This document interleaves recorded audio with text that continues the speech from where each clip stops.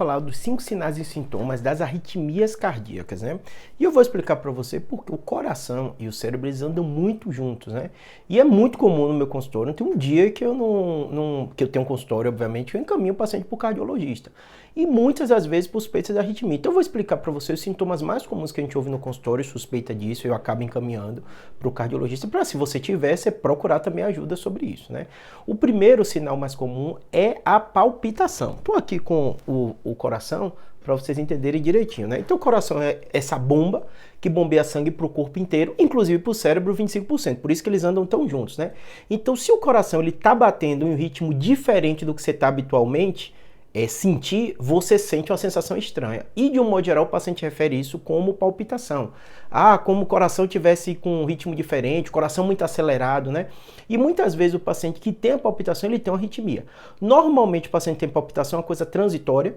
Então, óbvio que tem outros quadros, né? A própria ansiedade, né? Dá uma descarga, o cérebro manda uma descarga adrenérgica, né? Que acaba gerando a descarga adrenérgica e seu coração acelera mesmo. Então, o estresse, a ansiedade, uma série de coisas pode dar. Mas também pode ser um problema daqui, do coração. Uma arritmia pode gerar esse sensação que você tem, que é conhecida como palpitação.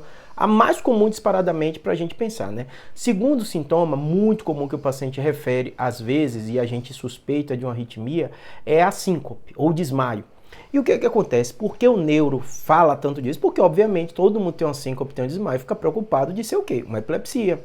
Uma crise de ausência. Então, às vezes o paciente fala assim, eu estava bem, de repente eu fui me sentindo assim desfalecendo, isso a gente chama de pré-síncope, né, que é aquela sensação antes de você desmaiar, né? Fui sentindo assim desfalecendo e desmaiei. E aí ele muitas vezes procura o neuro, ou eu tenho um paciente que às vezes vão operar, ou que operaram por alguma coisa e acaba tendo essa sensação, procura a gente, e a gente muitas vezes manda para o cardiologista, porque às vezes ele tem uma arritmia. Então, por que uma arritmia dá desmaio? Isso não é no cérebro? Não, né? É e não é. Por quê? Porque se a bomba do coração não está funcionando direito, o cérebro não falei que precisa de mais ou menos 25% de todo o sangue que é bombeado, não vai chegar direito sangue no cérebro, logo você vai desmaiar. Então não deixa de ser uma consequência no cérebro, mas normalmente o problema mais comum que gera esse síncope, pré-síncope, é no coração e não no cérebro. E às vezes a pessoa acha que é uma epilepsia, acha que é uma crise de ausência, acha que é alguma coisa neurológica, como na maioria das vezes é cardiológica, né? Então vejam como andam juntos, né? Terceiro sintoma muito comum que o paciente às vezes refere, pode ser uma arritmia, é dor no peito.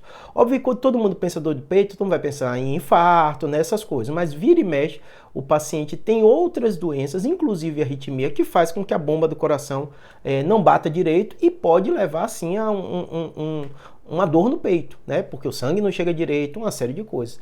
Então a dor no peito é uma causa é um sintoma de arritmia, sim, pode ser. Lembrando que alguns pacientes têm angina, têm infarto e o sangue não chega direito, às vezes, nessa região que é responsável pelo circuito elétrico. Então, às vezes, as duas coisas vêm juntas, né? O sangue não chega direito, então a doença coronariana dos vasos do coração que acabam gerando uma arritmia. E às vezes esses sintomas vêm juntos. Então, independente se você teve dor no peito, sempre é motivo para procurar ajuda do cardiologista, ajuda médica do seu clínico geral para se fazer essa investigação. Terceira causa. Quarta causa comum de você sentir, chega muito no nosso consultório, são as tonturas. O que acontece? Alguns pacientes, eles queixam, falam assim, Júlio, eu tô tonto.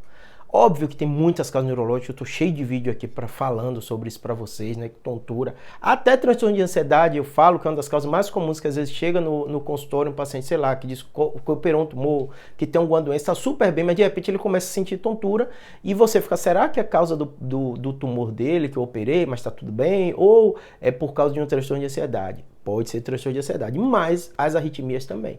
Porque a mesma forma que eu falei para vocês quando a gente falou da síncope, imagine a bomba do coração não está bombeando direito e está chegando menos sangue do que é para chegar no cérebro. O que é que a pessoa vai sentir?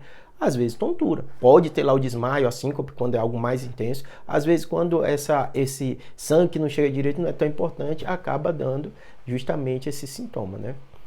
Além disso, falta de ar também. Porque o coração, da mesma forma que ele leva sangue aqui para o cérebro, para o pulmão, responsável pela oxigenação do corpo, então muitas vezes o paciente dá esse sintoma da palpitação, né, o coração batendo descoordenado, desregulado e tal, e também muitas vezes ele vai sentir isso associado a um problema respiratório. Fala, não estou respirando direito, não estou conseguindo respirar bem, meu coração está acelerado. Então muitas vezes acontece. Então perceba que a gente divide a medicina, né? Meus vídeos aqui, né, grande parte sou neurocirurgião, falo de neurocirurgia e tal, mas você percebe que o corpo é todo conectado. Então, muitas vezes, você, mesmo eu sendo neurocirurgião, tudo isso, o paciente vai referir-me uma queixa, eu vou entender da parte cardiológica um pouco, pelo menos para triar, ver os exames. Inclusive, a grande maioria dos meus pacientes que eu suspeito disso, eu já faço exames, ele já vai para o cardiologista com o exame. É um Holter, muitas vezes 24 horas, porque às vezes as arritmias, elas surgem e depois volta o coração ao normal. Às vezes você tem que fazer um tempo maior. É como se fosse um eletro por 24 horas. Então o paciente fica preso, entre aspas, no aparelho de eletro, só que esse, no caso, é móvel, né? Aquele que você está na máquina, né? E você vai para casa. Então, o médico, o cardiologista, consegue ver melhor o ritmo cardíaco, às vezes, com esse exame 24 horas. Então, muitos dos meus pacientes eu peço, se eu suspeito disso, um ecocardiograma, você vê a função da bomba do coração, tá bombeando muito sangue, pouco sangue, tem algumas outras alterações relacionadas a isso, e, obviamente, os exames metabólicos, né? E aí vai tireoide, uma série de coisas que às vezes pode alterar a frequência do coração relacionada a isso. Então, hemograma, todos os exames. Então, você percebe assim que a medicina é assim, é tudo junto, né? A gente divide porque não dá pra gente saber tudo, né? Mas essa noção, vocês saberem se vocês estão sentindo alguma coisa, é muito importante, tá bom?